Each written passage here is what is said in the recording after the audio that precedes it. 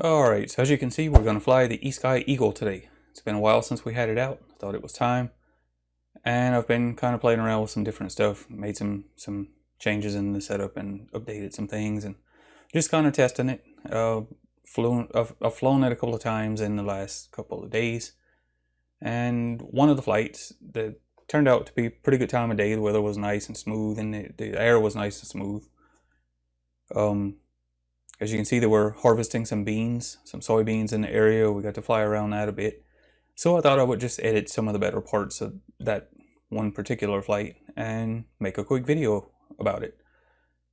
The main reason I was flying the Eagle is some things that we'll get to later. We'll talk about that in some future videos. But like I said, I just been kind of flying a little bit lately and really wanted to just put something together to show for the people that like to watch my videos. Here you go, we made you a video to watch.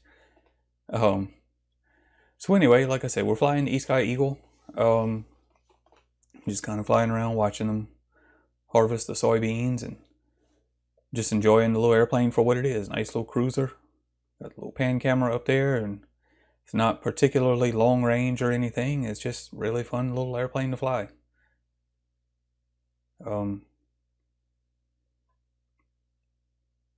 I actually ran into a problem when I got it out to fly it. Like I said, I don't even remember the last time I've flown it before recently, but when I got it down to fly it, everything was working at first, and then my receiver in the airplane started acting up. At first I wasn't even sure it was the receiver. I just started losing the radio link, and luckily it was while I was on the ground. It didn't happen in the air, but I kept losing the radio link, and the only way to get it back was to cycle the power on the airplane. So had that happened in the air, it would have resulted in an actual failsafe, and the airplane would have had to fly itself back and circle until the battery went dead, basically, and then I would have had to go find it wherever it ended up, which would have been close to home. And obviously if I knew it was going to happen, I'd be out there waiting. I'd be able to watch it go down and walk right to it, hopefully. But anyway, I was able to pinpoint it, and this little airplane has the FrSky R9 system in it. The receiver is an R9MM, and just the basic stock R9 transmitter module, and it's on the original FrSky, the Flex firmware. This is the ACCST system. This is pre-Access. This is the old hardware before the Access hardware came out later. And before everyone asks, no, it doesn't have ELRS on it, and no, I have no intentions to put ELRS on it. I've always liked R9 for what it is. It works well enough. I mean, it was dirt cheap. I bought the transmitter with one receiver back when FrSky had their little promotion going on. I paid like $30 for it, for a transmitter and one receiver, and then I picked up a few extra receivers later. So I double checked everything because again, this is the first time I got this system out with R9, and since I flashed my radio with HTX. I've been flying HTX for a few months now, since the 2.7 release came out, and I thought maybe it was an issue directly related to that, but I went ahead and I double checked everything worked. I got my spare TX16S out, because you may remember some time ago, Radio Master actually sent me the TX16S Max, which is my new radio, my main radio. Just take a minute from what I'm talking about. I just want to point out we're doing some low-level dust cloud surfing here at 80 feet above the ground level. Pretty neat. But anyway, I just thought that kind of reminded me of cloud surfing, but it's dust from the combines harvesting down there. So anyway, what I was getting back to, I got my old radio out that still has OpenTX on it, and tried it, had the same issue. I went ahead and flashed the firmware on the R9 module just to make sure nothing went wrong there, didn't change anything. Double checked all my settings, went through, and finally went ahead and pulled the receiver out. It's the last thing I checked because it's buried down in the foam and the vertical stabilizer on this little airplane. The antenna is in the stabilizer, and the receiver itself is down at the base of the stabilizer, and the tail boom kind of buried in the foam.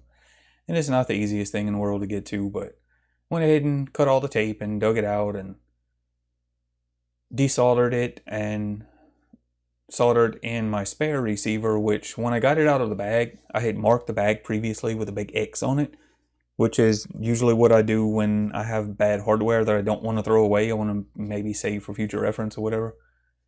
So I wasn't sure if it worked or not, but I went ahead and flashed the firmware on it to make sure it was up to date. It took the flash, it bound to the radio, but that one had a really intermittent connection, and I'm assuming that's why I had marked it as bad. Again, we're going to take a break to point out, just kind of explain what I'm doing here in the video. You might notice I'm kind of keeping the sun in that little center reticle there, just kind of seeing how good I could keep it centered up there. But yeah, so back to the receiver. The only known working one I had, I actually didn't have any more spares. I had one more that was in my old Nano Talon Black Ops version that I couldn't even tell you the last time I've flown it. So I went ahead and pulled that one out, and it was known working. It was working fine. I checked it out before I removed it from that airplane. Went ahead and flashed it to be sure it was up to date, rebound it, everything worked fine. So I guess my receiver went bad. But it's working now and everything's good. I'm just down to one good working or 9mm now. But yeah, so I guess that's pretty much all there is to really talk about. A little bit shorter video than I usually make. So I'll leave you here loitering my safe home position while we end the video. And I'll go ahead and take the time to thank you all for watching the video and all the monetary pledges and YouTube channel members and Patreons. All that list of names you see at the beginning of my videos. Those are the people that allow me to keep doing this and make it financially feasible. Lets the channel support itself. So I can keep buying stuff and building stuff. And I guess if I wasn't, I'd still be flying what I have and showing you, but I'd be flying old airplanes with old hardware. So big thanks goes out to all you guys and everybody that watches, comments, likes, dislikes, shares, whatever. So we'll go ahead and close it out with a nice smooth landing on the landing gear. Kind of flared a little bit too harshly there. But we got it down nice and smooth anyway. And we'll go ahead and taxi back to the workshop / hangar, to the shed, as I like to call it. But as far as what's coming up in the future, I do have a few things underway. Some I'm not sure are going to happen yet, so I don't want to really get too excited about them until I know for sure. Others I've agreed not to talk about just yet, but it is coming up pretty soon. You'll see that here. I think some of you are going to be kind of excited about it. And other than that, I don't know. We'll figure it out from here. So give you a nice quick wave if you pay attention to the door there, window in the door. And we'll end it there. See you in the next ones.